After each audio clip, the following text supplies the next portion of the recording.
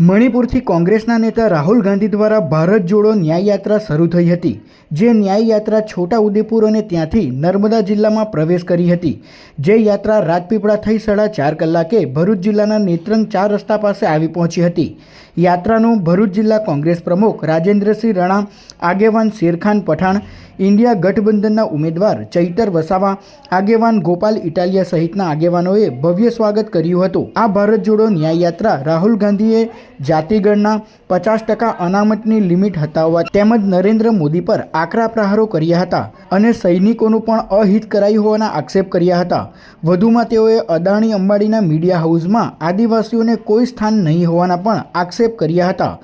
રાહુલ ગાંધીની યાત્રાના પગલે નેત્રંગ ખાતે આમ આદમી પાર્ટી, કોંગ્રેસના મળી 4000થી વધુ કાર્યકરો ઉમટી પડ્યા હતા। આ યાત્રામાં ઇન્ડિયા ગઠબંધનના ઉમેદવાર ચૈતર વસાવા, જિલ્લા કોંગ્રેસના પ્રમુખ રાજેન્દ્રસિંહ રાણા ટીમલીના તાલે ઝૂમી ઉઠ્યા હતા। આ યાત્રામાં ચૈતર વસાવાને આપના આગેવાન ગોપાલ ઇટાલિયાએ ચોક્કસ આ યાત્રાની અસર થવાની આશા વ્યક્ત કરી હતી।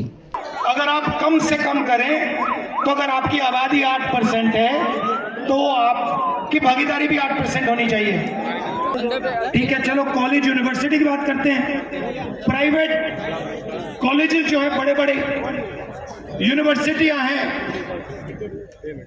इनके मालिकों में आदिवासी कितने, दलित कितने, पिछड़े कितने, तो आप हो कहां? आप हो 8%, पिछड़े 50%, दलित 15%, माइनॉरिटी 15%, 90% है आपकी आबादी। आप हो कहां?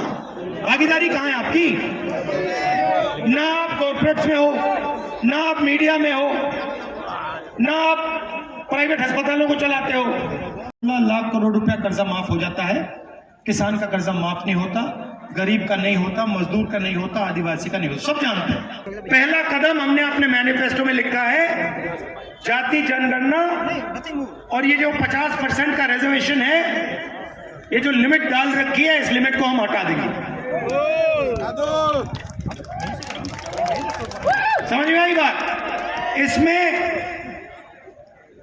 आदिवासियों को, दलितों को, पिछड़ों को, छोटे पिछड़े वर्ग लोगों को सबको फायदा होगा। आदिवासियों की जमीन के बारे में कभी बोला टीवी पे? कभी इन्होंने किसान के बारे में बोला टीवी पे? मजदूर का चेहरा कभी दिखाते हैं? क्यों नहीं? Adani media, Modi media